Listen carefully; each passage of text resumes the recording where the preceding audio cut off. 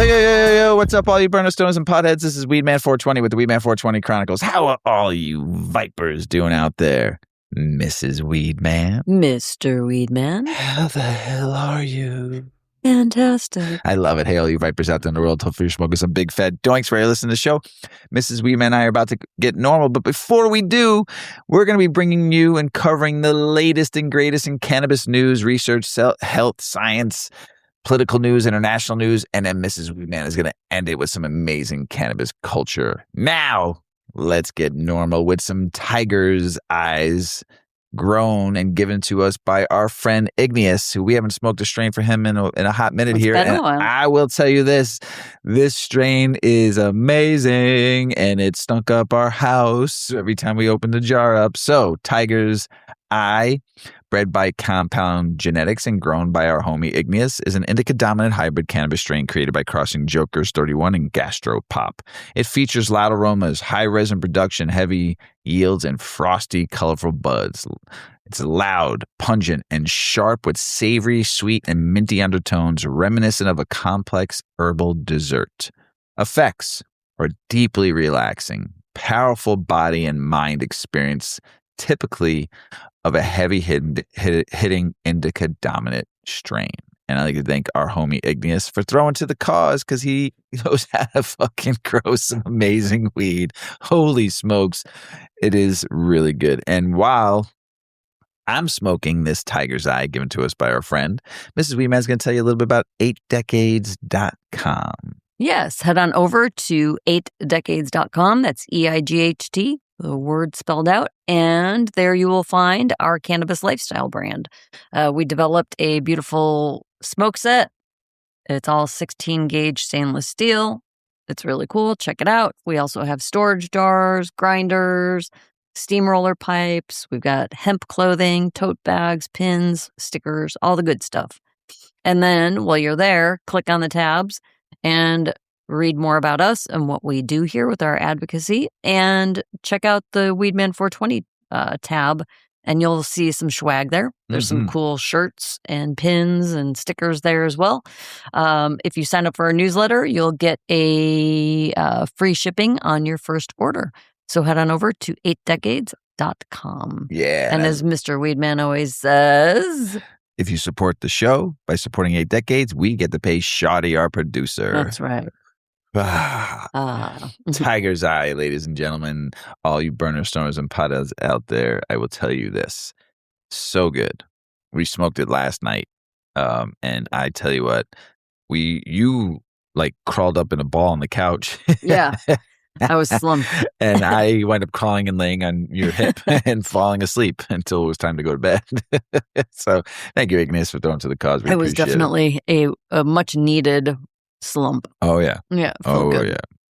Mrs. Weedman and I have been working on the barn with our son, Paulie, the last couple months, getting the electrical work done and stuff. And we had to tear down an old closet bathroom on Sunday, and while Paulie was doing the electrical work, and because we have a wedding coming up, and we're having the wedding in our barn. Our son Paulie's getting married. And I tell you what, Mr. Weedman and Mrs. Weedman, I don't like using power tools when I destruct. When I'm into destruction, I just give me a hammer, a sledgehammer, a hammer, and a crowbar, and I'll get through that shit. And my head and a fist, and an elbow, maybe in a knee. Yeah, well, that didn't apply in some of these situations. No, but I used what? What did I use the whole time? Tapcon nails. What did I use the whole time? The crowbar. And what else? And a hammer. That's it. And you said, let me use the hacksaw. Power And I said, nope. And Mr. Weedman tore that shit down, didn't I, Mr. Weedman? We used the hacksaw. You used it a couple times, but I refused to touch. That's because you don't know how to use it. I know how to. that's if you know how to use it. I do know how to use it, but I choose not to, because I want to manually labor stuff. Get these forearms busting, get these biceps a growing, get the head a pounding. And I did. Well, talk about manual labor today. I got to pull all of the 4-inch long freaking like number. These people like these nails. 16 nails that were in every board. Driven into every board. There were like, I don't know, a dozen nails in every board. But it's great lumber. So it's like you can't You saved a lot of lumber. Yeah. Good for you. I mean, it's great. Good luck to that. That was a I was project. working today, so Mrs. Weedman had to work on the barn by herself. So it's coming along nicely. We're looking forward to it, and it's a lot of work. And like I said, I was sore Monday. My body was sore. I mean, we worked on that bathroom. And it was like dripping hot. Oh yeah, it was hot. Dripping hot. It was fun though. I enjoy it. If you ever want to hire me to destruct anything, I'm your guy. I love demolition work. Oh man, here's some fun article. So Mrs. Weedman and I were watching a video the other night of this octopus that fought back. I don't know if you all have seen it. It's been all over social media and stuff. But this picture that you're out in the water, you're minding your own business, Mrs. Weedman, doing a little fishing for dinner, right? Enjoying the scenery, maybe thinking about what you're going to have for dinner after you catch this fish. But you pull something up and you're like, from the ocean, you think, hell yeah, I got some dinner. Except this dinner had some other plans. So let's tell you about who this person is, though. This is what happened to the fisherman Jesser Cervantes near the Puerto Princesa Island in the Philippines. He was out fishing from his little wooden boat and he reeled in an octopus. And apparently this particular octopus wasn't interested in becoming anybody's seafood special. The damn thing launched a full-on counterattack and totally launched on his face. And Mrs. Weedman and I were watching this video and all of a sudden I was like, holy shit, look at this guy. This octopus is going to kill him. I mean, it covered part, and then he tried to move it, and it covered his whole face. His whole face. I mean, this thing was suffocating him, and they have beaks. I don't know if you've ever seen octopus beak. Those things can crack crab shells, clam shells, like hard mollusks. I mean, just like hard shells. They can crack like it's nothing. These beaks. Imagine if it like got in your face, Mrs. Weedman, and just started pincing your nose. What would you do? I'd be freaking out. Would you try to like pull it off? You would just be freaked out. What if it wouldn't come off? I don't know. I almost feel like trying to pull it off would make it worse. Well, he grabbed the bamboo. Like, just be calm, and then it would just be like, okay, nope, bye. Not this thing. This thing is like, no, I ain't fucking around. I'm gonna, because that guy had energy, and he was trying to pull him off. He kept on trying to pull him off, and then he got what that. This is like, I'm fucking strong. Yeah, and he was, and he got that bamboo stick, and he started whacking it, and it still didn't even do anything. No. Like, because imagine if he would have whacked it, and he whacked it like this way. And hit himself. Because he was whacking on its side of his, and it wasn't getting any like leverage. It wasn't really doing anything. He should have put his hand up against the octopus and started hitting it. But I tell you what, that octopus fucked this dude up. I mean, this dude was like suffocating. And while this dude was trying to peel it off his face, this octopus just said, screw you, man. I ain't letting you eat me. I ain't letting you eat me. So finally he got him off. And the octopus fell back into the ocean and swam away. But this dude's face was like red and puffy, and this thing he had the tentacle like suckers marks on his face and shit. This dude got messed up, and it really got me. After all that, he threw the octopus back into the ocean, right? So, but I think there's a lesson, Mrs. Weedman, for us for all this. Mother Nature said, "Oh, you want to catch something? Cool. Catch these fucking tentacles." Pow, pow, pow, pow, pow, pow, pow. Yeah, Mother Nature says, leave nature alone. Leave the octopus alone. They might be cute, but don't touch them. Shardy, our producer, loves octopus. She has a couple, I think one nice big tattoo of an octopus on her arm, I think. And I don't know if she saw this video, but she'll hear this, so she'll have to watch it. It's pretty good video if you haven't seen it, man. This octopus, man, fuck this dude. Good for the octopus. You ready to get the show started? Sure. All right, let's do this. This story takes us on a pretty heavy territory, but it's also giving us an interesting look at how cannabinoids might affect one of the most brutal symptoms of PTSD nightmares. This article could THC help cure nightmares tied to horrific memories? From the Miami Herald, looks like a new research from Germany investigating whether THC could help people suffering from trauma-related nightmares. Before anybody hears the words THC and nightmares and thinks, wait a minute, doesn't weed make you dream less? Well, that's kind of the point. Researchers at the Charité University Medicine Berlin want to know whether THC could specifically reduce nightmares experienced by people with PTSD.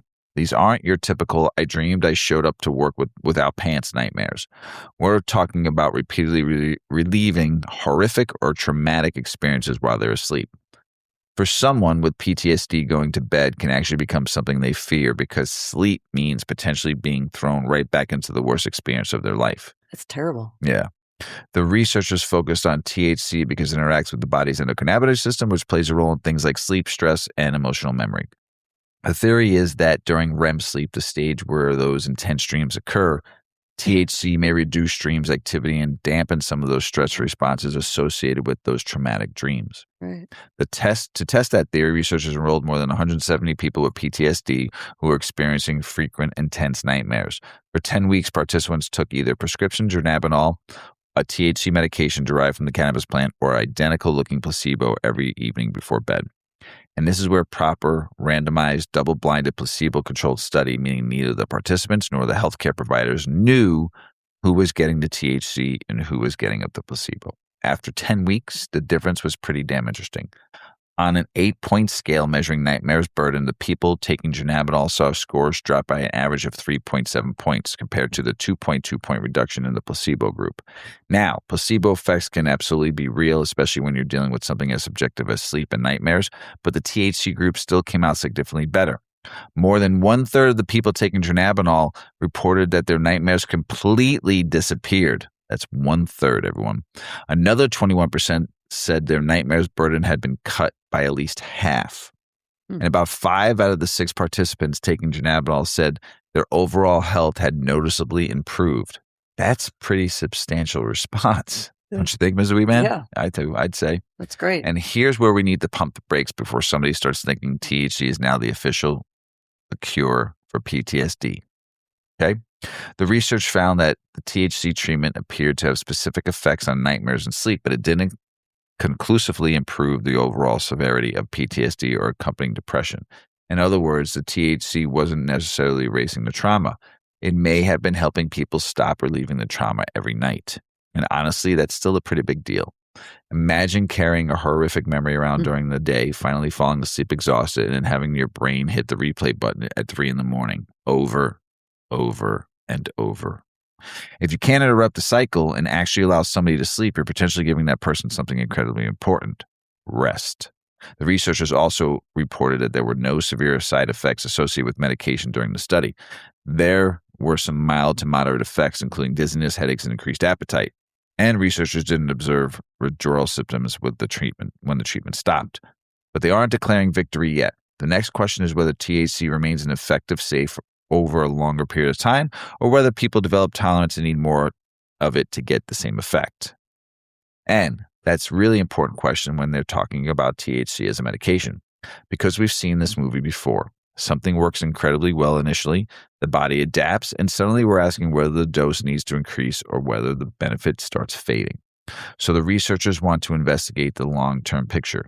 But for now, the study gives us something pretty damn interesting to talk about. We're not looking at THC as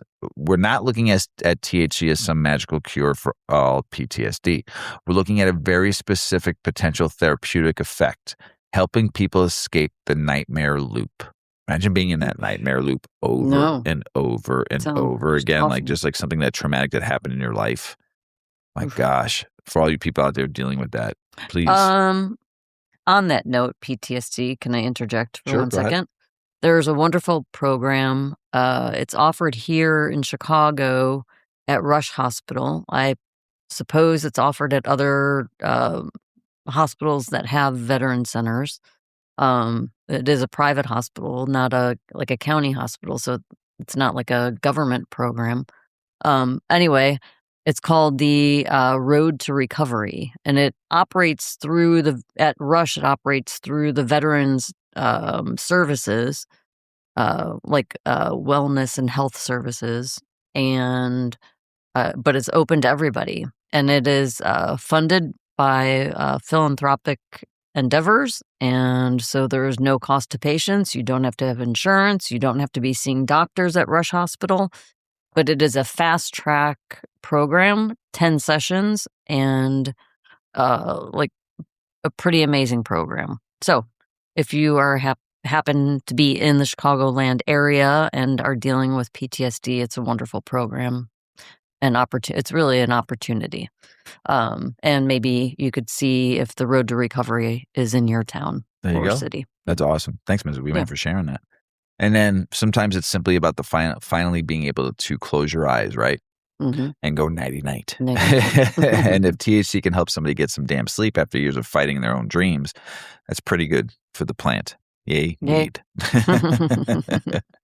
And where can they find out one more time, Mrs. Weedman? Here in Chicago, it's at the Rush Hospital. Rush is in the city of Chicago, and it is called the Road to Recovery, and it's through the Veterans Center at Rush. There you go. Thanks, Mrs. Weedman, for sharing. No problem. We've talked about terpenes a lot on this show. Also on the Grow Hour too, we've explained what all the different terpenes are, the terpene chart, the terpene wheel, what the flavors profiles are with terpenes like limonene, or which is you can smell in lemon pledge. Linalool comes from lavender. There's so many more. Humulene, which comes from hops. There's different terpenes, different flavors, different smells. So there's something now though beyond terpenes, right? The emerging science of cannabis flavor. Yes. Tell us about it, Ms. Weedman. Yep.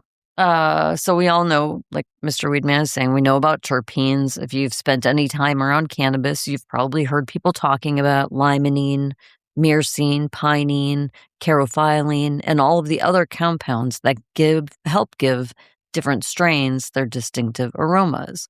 But according to this recent article in Cannabis Business Times, researchers are finding that the story of cannabis flavor is a lot more complicated than simply looking at a terpene profile. And honestly, this makes a lot of sense when you really think about it. Terpenes are definitely important. They give cannabis industry a whole new vocabulary for talking about aroma and flavor. Growers started selecting cultivars based on terpene production. Dispensaries began listing terpene profiles, and consumers started using those profiles to help predict what the flower might smell or taste like. But here's the interesting part. Terpenes aren't necessarily the flavor itself. Flavor is actually something our brain creates by combining several different sensory inputs. I never knew that. Really? Read that again. Yes. Flavor is actually something our brain creates by combining several different sensory inputs. Oh. Whoa. Whoa. There's taste, smell, texture, temperature, and something called retronasal olfaction. Basically, aroma compounds traveling from your mouth up into your nasal passage where you're eating or smoking. That's a big reason why smell has such an enormous influence on what we perceive as flavor. Think about having a bad cold. Your taste buds still work, but suddenly food seems almost flavorless. You can still recognize basic tastes like sweet, salty, sour, bitter, but distinguishing something as cherry, grape, or lemon, that's my life.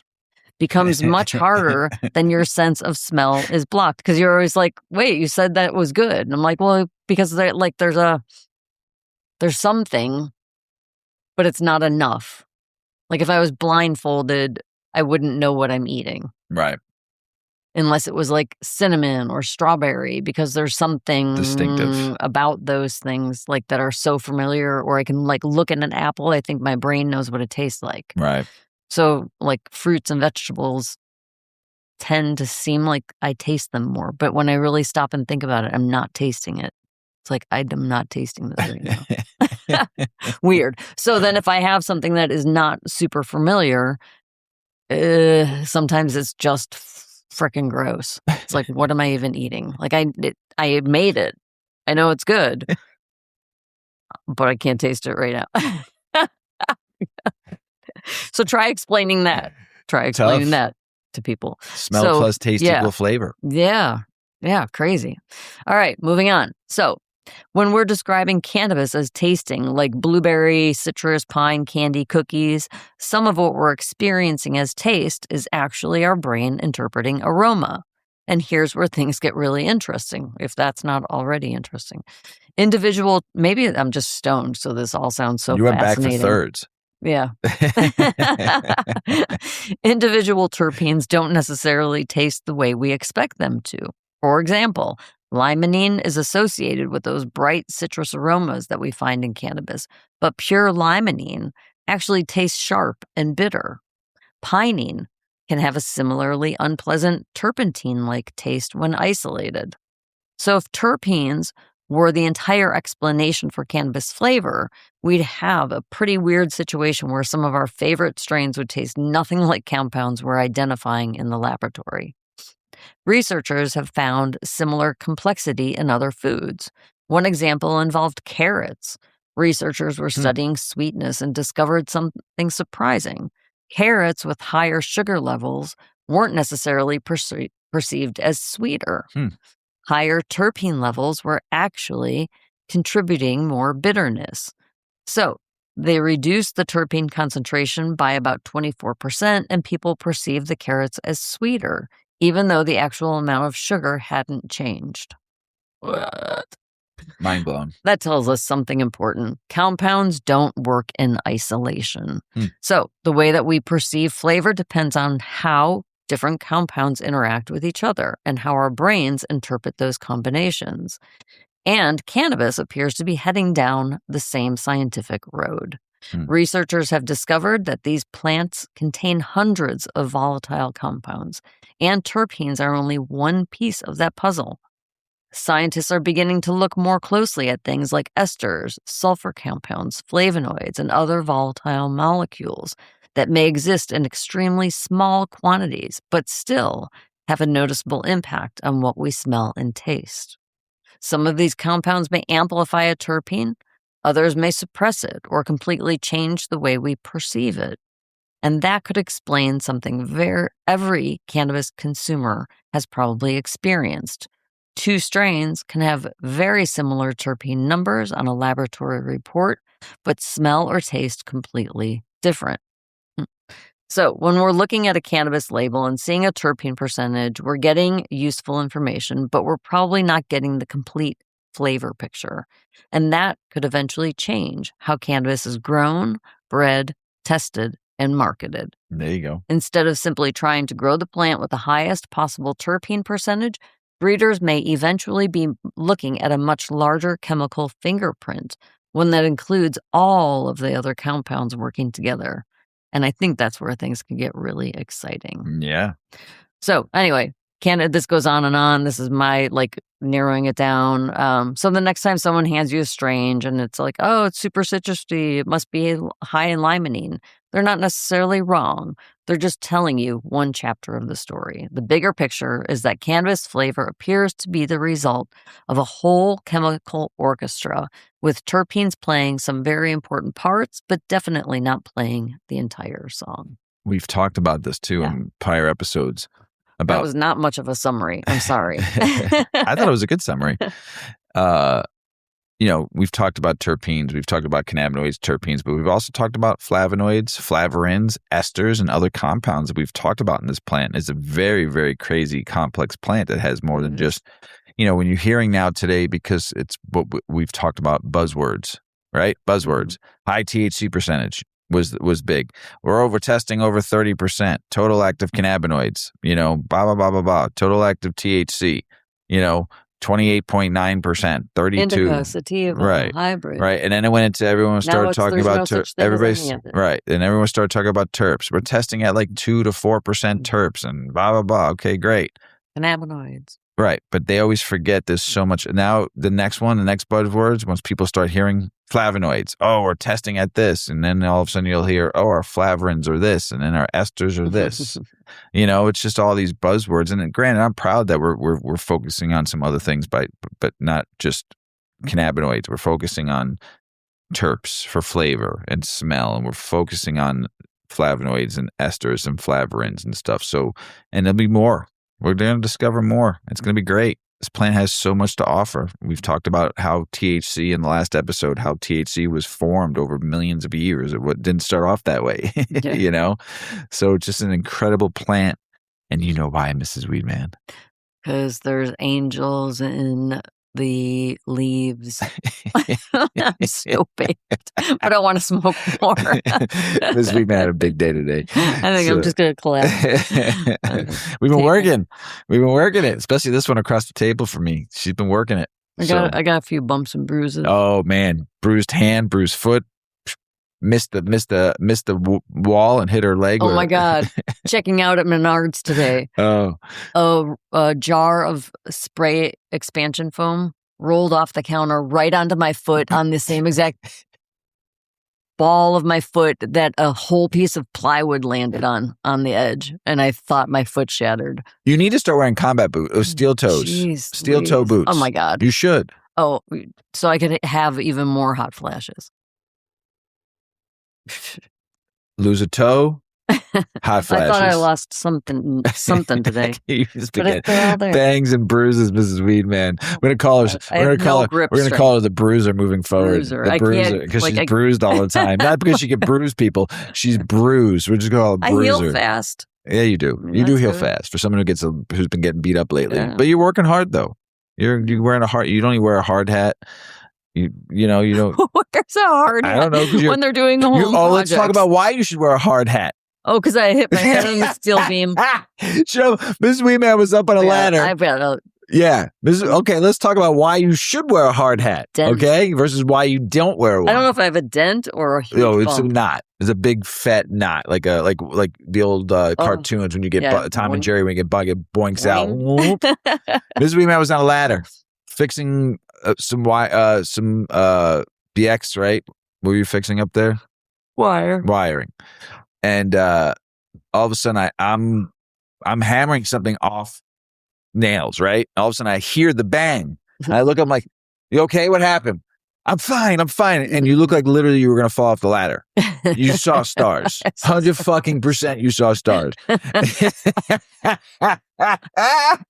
I just face planted right into the side of an eye. Paulie was there because he's doing the electrical work for us, and Mrs. Weedman's learning and doing it too. I looked at him and he's like, and he just shook his head. No, not good. Not good. He didn't know what to do. He was just kind of like, I'm just gonna Paulie's our son, and if you're just listening to the show, he's our son. But he was part of the first 6 episodes or 4 episodes when we first started the show. So, and yeah, you got a knot. You got a nice bump on that front of the forehead, like a sleeve stack sticking up a little bit. Oh, shit. All right, now. We're taking cannabis conversation from the bedroom to the gym. Oh. And maybe onto the football field, basketball court, and weight room. The next story is from Marijuana Moment, and the article is called CBD has potentially performance-enhancing properties in sports and may help athletes recover after exercise, study shows. And yeah, the headline is definitely going to make some athletes' ears perk. Researchers from Universidad of Nacional in Costa Rica reviewed 70 peer-reviewed studies looking at CBD and potentially effects on people involved in sports. And what they found was pretty damn interesting. CBD appears to have anti-inflammatory, Ms. Weedman took some today, pain-relieving, neuroprotective, and anti-anxiety properties that could potentially help athletes with recovery. Ms. Weedman, you took it today, right? Yeah. And we also have some CBD balm, which we'll be putting on your back tonight. Now, let's be clear right out of the gate. This doesn't mean CBD has officially been proven to make you faster, stronger, or even better at your sport. The researchers themselves say they need more clinical trials before they can make the claim. But there are several pieces of this puzzle that caught their attention. One of the big ones is recovery. Anybody who's ever pushed themselves hard in the gym knows that the workout isn't necessarily the hard part. Sometimes what happens afterwards, your muscles are screaming, you're sore, everything hurts. Usually about 3 or 4 days later when you have a good leg workout. And walking around the next day like somebody replaced your joints with the rusty hinges. CBD has demonstrated anti-inflammatory and analgesic, meaning pain-relieving, properties in previous research. The review suggests those effects could potentially make CBD useful for athletes dealing with exercise-related soreness, inflammation, and recovery. The researchers also pointed to evidence involving muscle function. One animal study that reviewed found that CBD intake was associated with structural and functional improvements in muscles, suggesting the possibility of improved muscle recovery. And then we've got the nervous system.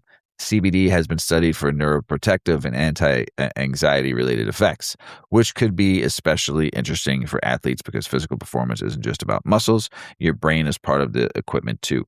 If you're anxious before competition, stressed out, dealing with pain, or struggling to sleep, all of that can potentially affect how you perform. And sleep is another area researchers are watching closely. Some studies have found promising evidence that CBD can improve sleep quality, and that's potentially important because recovery doesn't stop when you leave the gym. A huge part of the physical recovery happens while you are sleeping.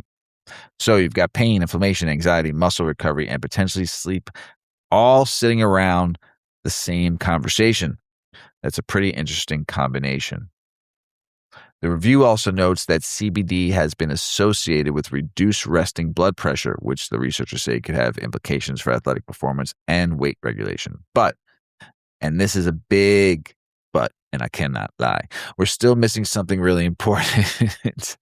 Large controlled human trials specifically designed to measure athletic performance. The researchers are basically saying, okay, we're seeing some promising signals here. Now let's actually put this stuff to the test.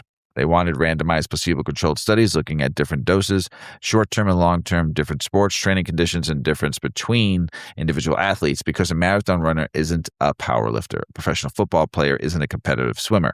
And what works for one person might not work for the same way for everybody else or somebody else. The researchers also point out that athletes are already using CBD for things like pain, sleep, and recovery. So this isn't some completely hypothetical scenario where scientists are trying to convince athletes to start using cannabinoids. Athletes are already doing it. The question is whether the science can catch up and tell them what actually works, what doesn't, what makes sense, what doses make sense, and what potential risks they need to know about. And the sports world is definitely becoming more open to cannabis conversation. It's a pretty dramatic change from old school attitude of cannabis. Absolutely not. We're moving toward a more complicated conversation. What exactly does each cannabinoid do and what it can actually help? And that's where I think this research gets really interesting, because CBD doesn't get you high. So if future research demonstrates that it can help athletes recover from training, manage pain, sleep better, or deal with inflammation without impairing performance, you've got a completely different conversation than the old stereotype of cannabis in sports. For now, though, athletes shouldn't hear the phrase potentially performance enhancing and start pouring CBD into their pre-workout. The evidence is promising, but the researchers themselves are calling for more experimental trials before drawing firm conclusions. So we're not at the finish line yet, but we're definitely past the starting line. Hell, maybe someday the post-game routine won't just be ice baths and protein shakes. It'll be a CBD edible, a protein shake, and somebody saying, bro, you better stretch before you turn 40. And CBD for the win. Mrs. Weedman, right in front of me. Yeah. She knows, right? Yeah. You do know. You do take it. We just got you some more tincture. Yep. And it's a great ratio. You know, what is it, 2-to-1 ratio? No, it's like Well, it's 20-to-1. 20-to-1. Yeah. There you go. That's a good one from Mrs. Weedman. Yeah. Like I always said, you need a little THC, 1 milligram, to give that CBD a kickstart in the ass to get the whole body feeling good. Right? Mm-hmm. So now Mrs. Weedman is going to tell you a little bit about medical marijuana improves pain, sleep, and anxiety in women with endometriosis while also reducing opioid use. This study shows. Tell us about it, Ms. Weedman. Yeah. Wish me luck here. I can't even see straight right now. This study caught my attention because it looks at something a lot of women deal with, but don't always get effective treatment for: endometriosis and the chronic pain that comes with it. The article from Marijuana Moment reports on a new study looking at what happened when women with endometriosis began using medical cannabis. Endometriosis is a chronic condition where tissue similar to the lining of the uterus grows outside of the uterus. It can cause significant pelvic and abdominal pain, scarring, problems with fertility, and a whole range of symptoms that can seriously interfere with everyday life. For this study, researchers followed 101 women diagnosed with endometriosis who were using cannabis-based medicinal products through the UK Medical Cannabis Registry. The women were followed for 24 months, with researchers collecting information at the beginning of the study and then again at 1, 3, 6, 12, 18, and 24 months. And the results were pretty interesting. Over that 2-year period, participants reported sustained improvements in pain, quality of life, sleep, and anxiety. So we're not just talking about pain relief here. The researchers found improvements in how much pain interfered with their lives, as well as how they were sleeping and their levels of anxiety. And one of the things that really stood out to me was their medication use. The study found that prescribed opioid use decreased at both 18 and 24 months. That's great news. Yeah. By the end of the 2-year period, 26.1% of participants had experienced what researchers considered a clinically significant reduction in their opioid use. Looking at the overall numbers, the average prescribed opioid doses dropped from about 19.9 milligrams of oral morphine equivalent per day at the beginning of the study to 14.8 milligrams per day after 24 months. That's not saying that cannabis completely replaced opioids for these women, but it does suggest that some patients were able to reduce how much opioid medication they were prescribed while using medical cannabis. And the women weren't all using the same cannabis product either. The products included dried flower, vape cartridges, topical ointments, sublingual oils, and oral pastilles. So this wasn't simply a study where everybody smoked the same strain and researchers checked the results. It better represents the kind of cannabis product patients are actually using in a medical setting. The researchers also reported that cannabis was generally well tolerated, with what they described as a favorable adverse event profile. This was an observational study, and there was no control group. That means that researchers can't definitively prove that cannabis itself caused improvements. The researchers also pointed out the possibility of selection bias because participants were recruited through a private, self-paying medical cannabis clinic and weren't randomly selected. This is encouraging evidence, but it's not the same as a randomized clinical trial proving that cannabis treats endometriosis. Still, a 2-year follow-up showing continued improvements is worth paying attention to. An earlier study in 2024 found that women with endometriosis rated cannabis as the most effective self-management strategy for reducing symptom intensity among the options they were using. Here in Illinois, endometriosis was recently added as a qualifying condition for the state's medical cannabis program. If cannabis can help someone manage their pain, sleep better, reduce anxiety, and potentially decrease their reliance on opioids, it's certainly worth further studies. And honestly, for women who have been told for years to simply deal with the pain, having another potential tool in the toolbox is pretty significant. Yeah, it is. That's Yeah. great. Yeah. Good stuff. Yay, weed. Yeah. Political, state, and business news. Congress is getting ready to fight over the future of hemp-derived THC drinks. A bipartisan bill from Reps Andy Barr and Angie Craig would keep certain hemp THC products federally legal while adding age restrictions, labeling requirements, tax, and federal regulation. Several major alcohol retailers and wholesalers are backing federal legalization would preserve hemp-derived THC beverages while regulating and taxing them similarly to alcohol. Supporters argue prohibition wiped out a growing beverage category and hurt businesses already selling the products. The House has advanced the KIDS Act, legislation designed to strengthen online protections for minors, but cannabis businesses are concerned because the measure could restrict platforms from facilitating advertising involving cannabis products when minors are involved. The bill passed the House 267 to 117. Protecting kids is good. Accidentally making cannabis marketing disappear into the internet abyss, not so much. Texas hemp businesses and landlords are facing another round of uncertainty as the state's tougher THC rules reshape the market. Now new restrictions include 0.3% total THC limit, higher licensing fees, and stricter compliance requirements. Retailers say large portions of inventory may have to disappear or be reformulated. Man, the laws right now, since it passed, like if you have like one gummy, you get like almost a year in prison. That's crazy. That's nice. For hemp-derived THC. Wow. You know, it's crazy. A new study finds Massachusetts cannabis consumers have concern about product potency, taxation, and how marijuana tax revenue is being spent. The findings come as the state continues wrestling with an evolving legal market and questions about whether consumers feel the system is delivering what legalization promised. Apparently, everybody wants better weed, lower taxes, and accountability. Imagine that, Mrs. Weedman. A federal judge has allowed Texas restrictions on hemp-derived THC products to remain in place while legal challenges moves forward. Texas has already imposed strict rules covering total THC testing, labeling, and registration and sales. For hemp operators, that means the legal uncertainty continues while the court battles play out. Nothing says business plan like waiting for a judge to decide your inventory future. A Michigan Republican lawmaker is pushing out to repeal the state's marijuana tax, increasing a rising cost and industry pressure contributed to cannabis business closures.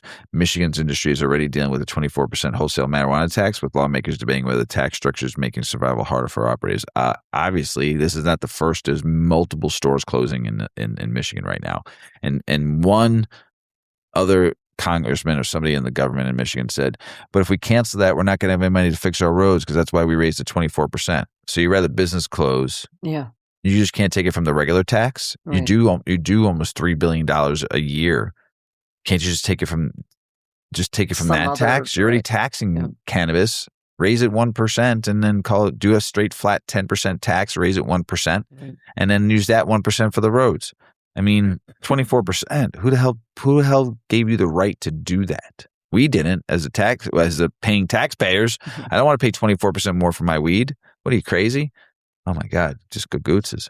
New York's cannabis market is still very much a work in progress, with regulators, businesses, and consumers continue to navigate an expanding, complicated legal marketplace. The state has been made progress opening licensed stores, but operators still face competition from unlicensed sellers and ongoing regulatory challenges. Kentucky farmers and hemp businesses are urging Congress to delay upcoming federal restrictions on intoxicating hemp products. Industry supporters argue that changes could devastate farmers, manufacturers, and small businesses that invested under the existing federal framework. Kentucky's hemp community wants more time for the lawmakers to create workable regulations instead of flipping the legal switch overnight. Federal marijuana rescheduling could create a major changes for cannabis trademarks and intellectual property protections. Moving marijuana to Schedule III could improve the legal landscape for business seeking to protect brands, products, and other intellectual property, although major federal conflicts remain. For cannabis companies, protecting the logo may finally become almost as important as protecting the stash. Trademark that shit. Everyone. Cannabis companies are getting another reminder that raising and spending investor money is to be done carefully, even in the industry operating under complicated federal laws. Two federal cases highlighted serious consequences involving alleged investor fraud and security violations, including more than $30 million in penalties in one case. Yikes. Now, money. I'm passing that joint back over to you, Mrs. Weedman. Yep, I've got some more political, state, and business news. Illinois adult-use cannabis retailers may soon have another business opportunity, applying for the sale of medical cannabis. The move would allow participating retailers to benefit under potential DEA changes while also accessing different tax treatment. For Illinois operators, that could mean another revenue stream and a more favorable tax picture. Ohio's legal recreational marijuana market has passed a $1.5 billion sales mark as the state entered its third year of adult-use cannabis. The milestone highlights strong consumer demand, although businesses continue navigating taxes, regulations, and competition. Virginia retailers are scrambling to deal with new hemp restrictions that cap THC levels and threaten existing inventory. Businesses say products that were legal when purchased may no longer qualify under the new rules, creating major financial headaches. Retailers are asking for more time to sell existing stock. Nothing says retail nightmare like an entire shelf of product becoming illegal overnight. A Republican senator says President Trump is mistaken about the federal hemp-derived THC ban, arguing the law is broader than Trump has suggested.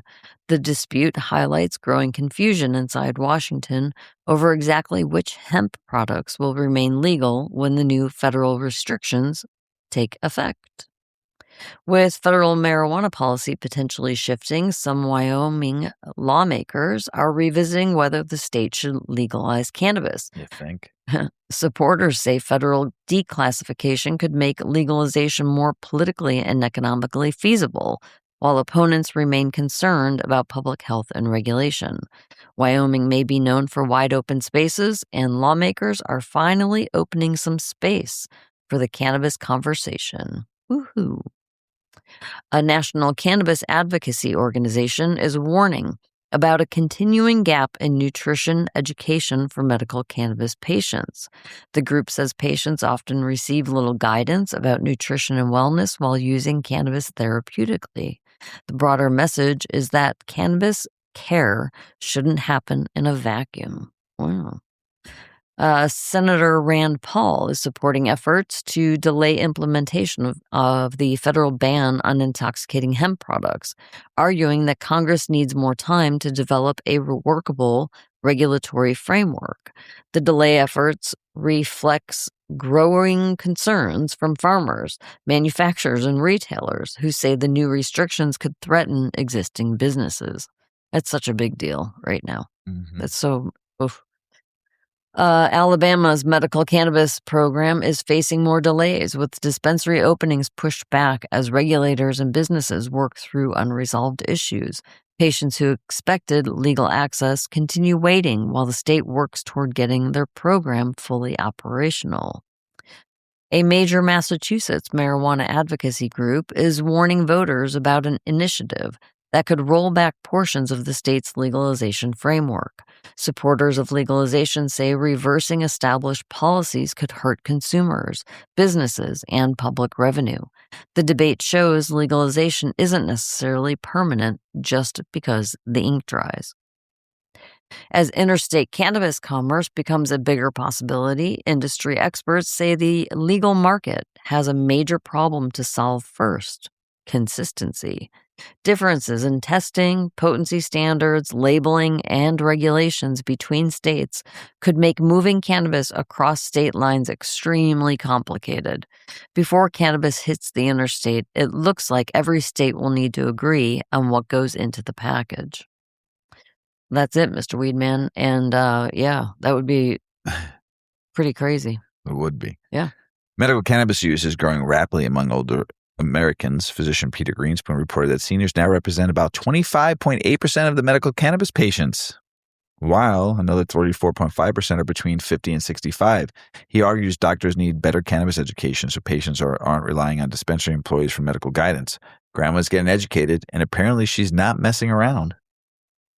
North Carolina's Supreme Court has upheld a ruling allowing cannabis odor to be considered with determining probable cause for a search. The unanimous decision involved a Mecklenburg County case and marks the third ruling this year supporting arrests connected to cannabis odor. The court says odor can be considered alongside the total circumstances. Curaleaf has launched an unsolicited $272 million bid for cannabis for Aurora Cannabis, offering $4 per share, about 45% premium over Aurora's 30-day average. Curaleaf says the combined company could generate about $1.5 billion in annual revenue, $350 million in adjusted EBITDA, and at least $40 million in savings. Cannabis consolidation is back, Mrs. Weedman. Mm-hmm. Baby, apparently everybody wants a bigger bag. Cannabis reform is becoming an issue in the 2026 midterm election, while legalization of marijuana policy appearing in campaign and ballot fights around the country. Massachusetts voters are expected to consider rolling back portions of legalization, while candidates elsewhere are debating cannabis policy.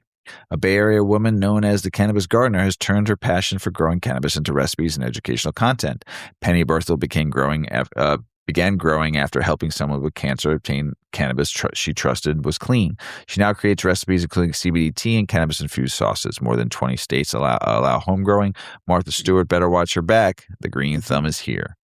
Hawaii has cracked down on hemp-derived THC products, removing intoxicating hemp gummies, drinks, vapes, and pre-rolls from more than about operated under the federal loophole. One Oahu business owner says 4 locations and about 20 jobs are at risk. The state's medical market also allows patient numbers decline 16% during 2021, and they're getting whacked with that tropical storm Lala, I think it's called. Mm-hmm. There was a lot of flooding there. Hawaii, I hope you're safe. People be safe, please, please, please. We pray for you out there.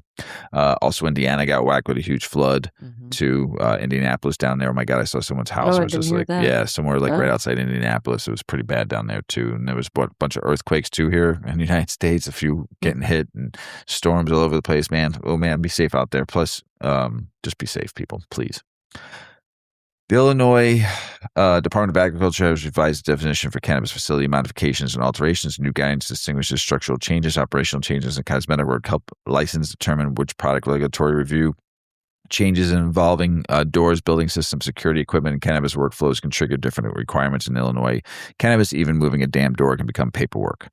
Georgia regulators are proposing rules allowing medical cannabis to be delivered directly to patients through the USPS, and private carriers such as FedEx and UPS officially say federal rescheduling makes the delivery pathway possible. Let's go, Georgia.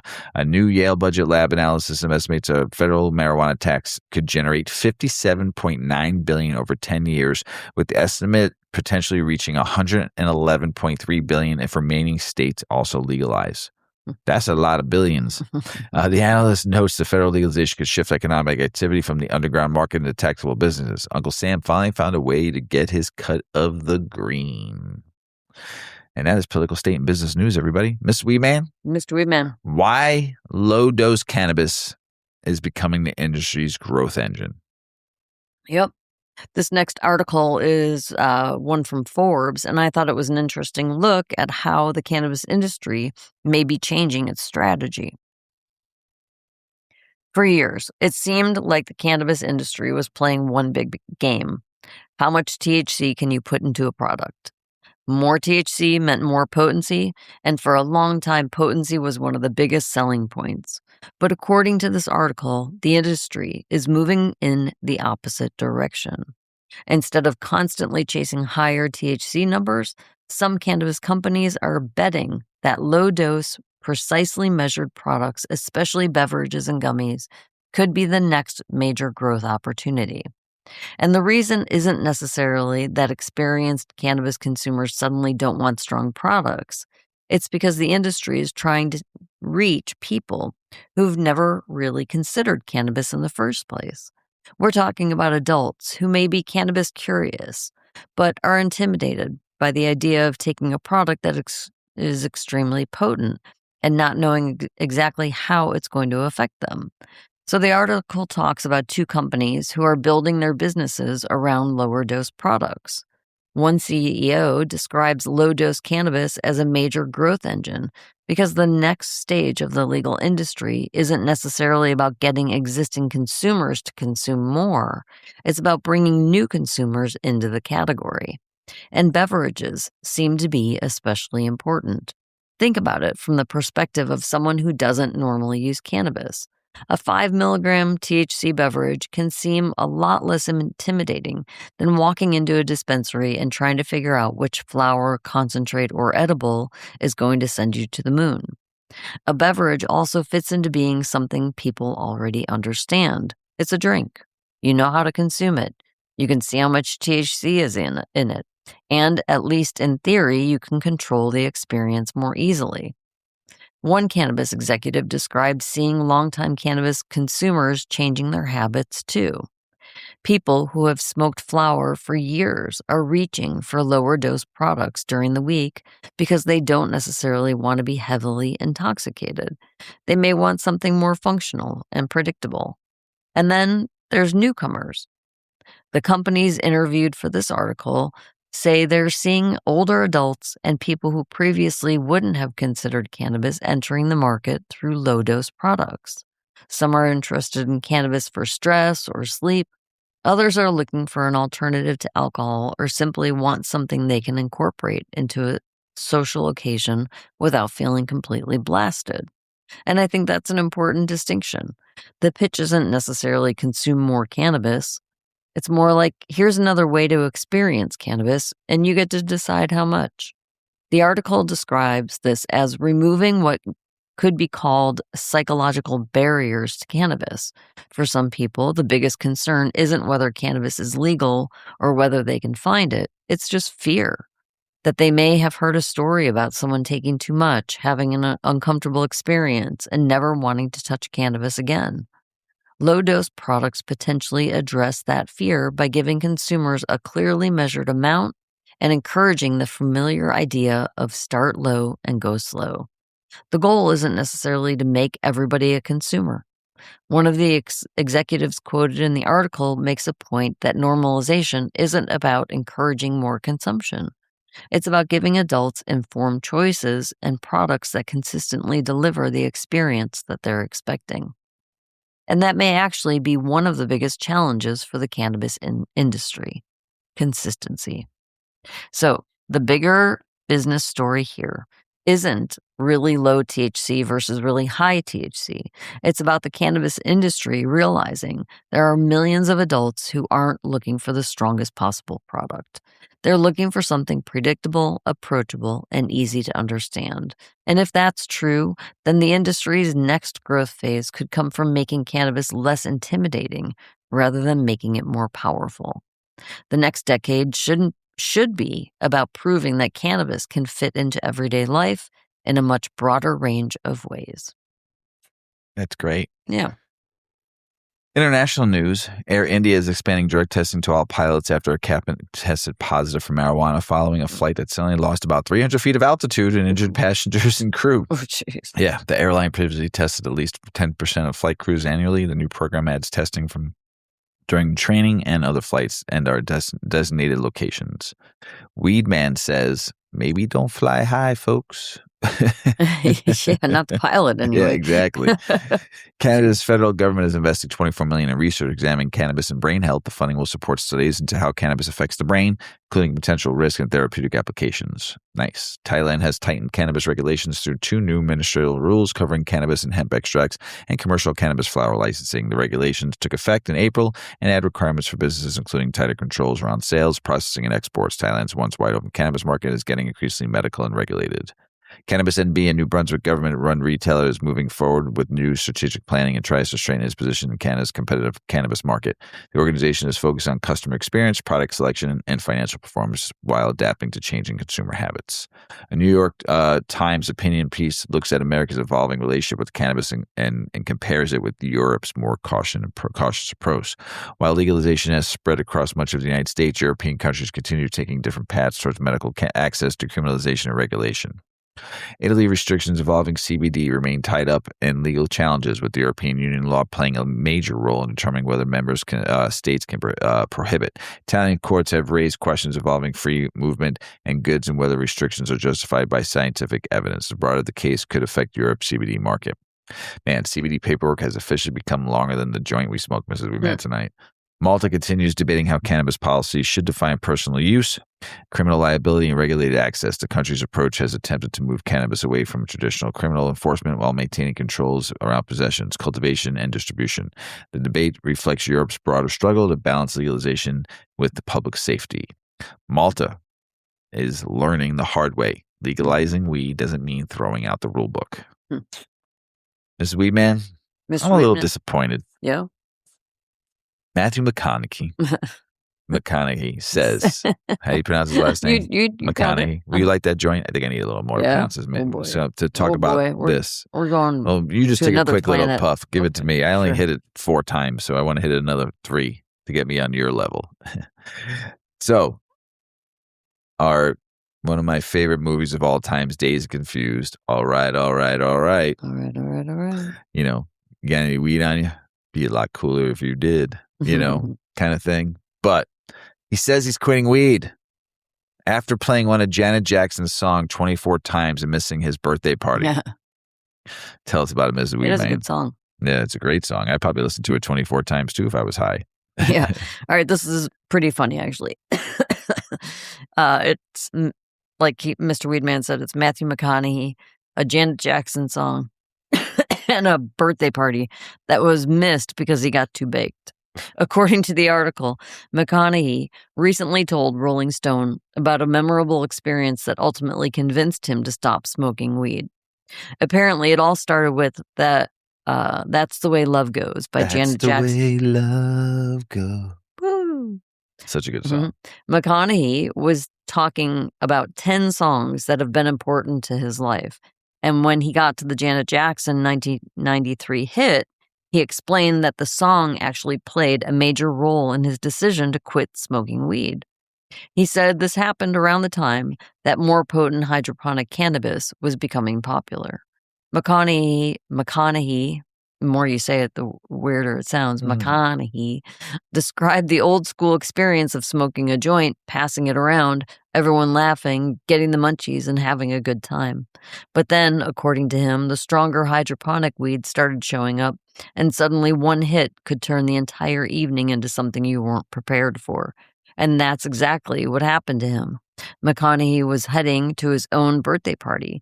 His friends had actually taken over an entire nightclub for the night. Before leaving, one of his buddies handed him a joint and told him it was going to be a super fun one. McConaughey took a hit while sitting in his car, and apparently this was not the weed he was used to. Instead of walking into his birthday party, he became completely captivated by Janet Jackson's hit, That's the Way Love Goes. He listened to the song 24 times in a row. Yep, 24 times. And by the time he finally got out of the car and went inside, the party was over. Everybody had left. I can picture the whole scenario. Everybody's inside the club saying, like, where is he? Where is he? Where is he? Right? He's supposed to show up. Meanwhile, he's out in the car by himself. That's the way love goes. And just saying how this is a great song over and over. McConaughey said the experience was ultimately what made him quit smoking weed. It's one of the reasons the modern cannabis conversation has shifted so much toward dose, potency, and predictability. The industry is increasingly recognizing that not everybody wants to get completely blasted. Some consumers just want a mild, controlled experience where they can still function, socialize, and know what the hell is going on around them. Very true. Yeah.